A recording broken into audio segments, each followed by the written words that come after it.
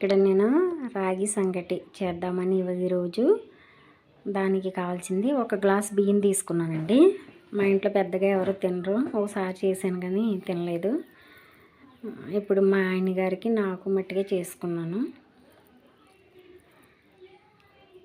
ఇప్పుడు ఆ బియ్యం బాగా కడిగానండి.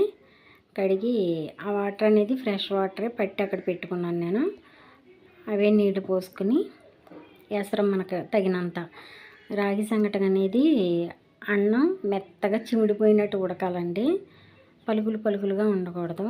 బియ్యం కడిగి పొయ్యి మీద పెట్టుకున్నాను. ఇక్కడ రాగి పిండి కొంచెమే తీసుకున్నాను, ఎందుకంటే ఒకసారి చేసాను, దానికి రాగి పిండి ఎక్కువైపోయింది. ఇప్పుడైతే సరిపడా కొంచెం అన్నం ఎక్కువ, రాగి పిండి తక్కువ అలా తీసుకున్నానండి. అన్నం ఉడికింది కదా, అందులో మన టేస్ట్కి తగినంత సాల్ట్ వేసుకున్నాను.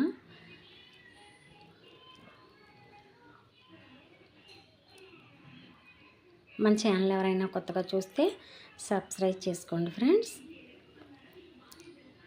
ఈ రాగి పిండి మీరు కావాలంటే కొంచెం ఎక్స్ట్రా కూడా తీసుకోవచ్చు. రాగి పిండి అన్నం అనేది అన్నంలో వేయగానే కొంచెం ఎక్కువే అవుతుందండి. ఇప్పుడు పిండి అందులో పోసేద్దాం. కొంతమంది అయితే కలపకుండా అలాగే ఉంచేస్తారు అది ఉడికే వరకు. అలాగైతే చాలా లేట్ అవుతుంది, గట్టి పెట్టుకుని తిప్పుకోవాలి. ఎవరిష్టం వాళ్ళదనుకోండి, నేనైతే ఇలా చేస్తాను. నేను చేసే విధానం ఇది. కలపెట్టుకున్నాను నేనైతే. అది చల్లారేటప్పటికి ఇంకా లూజుగా ఉంది కదా, అలా ఉండదు, టైట్ అవుతుంది కొంచెం. అది ప్రాసెస్ అనేది అది ఎంత మెత్తగా మెదుపు ఉంటే అంత టేస్ట్ వస్తుందండి. ఇది చాలా బలం. రాగి పిండి అంటారు, కొంతమంది తినరు, కానీ వారానికి వచ్చి ఒకసారైనా తింటే చాలా బలం అండి. పిల్లల కాడి నుంచి ఎవరికైనా పెట్టచ్చు, ఎవరైనా తినొచ్చు, ఎవరైనా ఈజీగా అరుగుద్ది కూడా. ఇదేం పెద్ద పని ఉండదు. రాగి పిండి అంటే ఏదో పెద్ద పని అనుకుంటారు. అది మనం ఎంత అయితే కలపెట్టుకుంటామో అంత టేస్ట్ బాగుంటుందండి. అయిపోయింది, పక్కకు తిప్పేసుకుందాం. అది పప్పు తిట్టి కలబెట్టాను నేను బాగా మెత్తగా, కానీ చాలాసేపు చల్లారే వరకు పక్కన పెట్టాను. అది అలా తిప్పేటప్పుడు చేతి మీద పడినా ఎక్కడ పడినా అది తోలైతే ఊడొచ్చేది. చాలా జాగ్రత్తగా, కొత్తగా చేసుకునేవాళ్ళు ఎవరైనా చాలా జాగ్రత్తగా చేయాలి కలిపేటప్పుడు.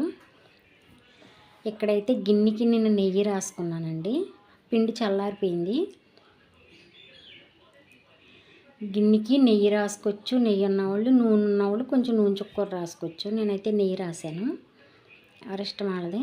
నెయ్యి ఉంది కాబట్టి నెయ్యి రాశాను. ఇప్పుడు ఈజీగా ముద్ద చేసుకోవడానికి విడివిడిది కాలిపోద్ది కదా, అందుకని నేను గిన్నెకి నెయ్యి రాసుకుని ఆ ఉండ అటు ఇటు కదిపితే మనకు నచ్చిన షేప్లో ఉండ అనేది ఇబ్బంది లేకుండా, గిన్నెకి అంటుకోకుండా, చేతికి అంటుకోకుండా ఈజీగా వచ్చేస్తుంది. చాలా నైస్గా కోడిగుడ్లా అందంగా వస్తుంది. అయిపోయిందండి రాగి ముద్ద.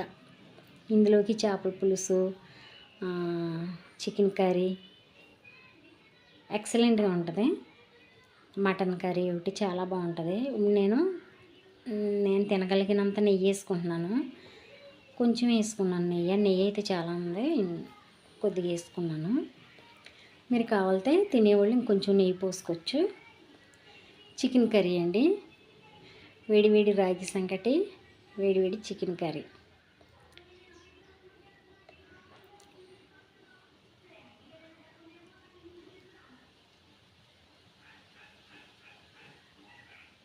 టేస్ట్ అయితే బాగుంటుందండి. ఇప్పుడు రాగి సంగటిలోకి చికెన్ కర్రీ, మటన్ కర్రీ, చేపల పులుసు ఎవరు వేసుకోవట్లేదు. పప్పు వండుకుంటే పప్పు వేసుకుంటున్నారు, కోడిగుడ్డు ఫ్రై వేసుకుంటున్నారు. ఎవరి టేస్ట్కి తగ్గట్టు వాళ్ళు వేసుకు తింటున్నారు. కొంతమంది కారపొడి వేసుకు తింటున్నారు. ఎలాగైనా రాగి సంగటి అనేది బాగుంటుందండి. నా ఛానల్ ఎవరైనా కొత్తగా చూస్తే సబ్స్క్రైబ్ చేయండి, ఒక లైక్ చేయండి ఫ్రెండ్స్. అందరూ చూస్తున్నారు కానీ ఒక లైక్ కూడా చేయట్లేదు. ఒక లైక్ చేయండి. చాలా బాగా కుదిరిందండి.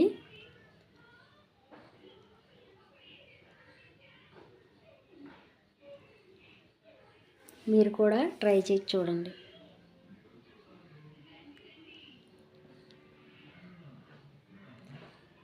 నచ్చితే లైక్ చేయండి.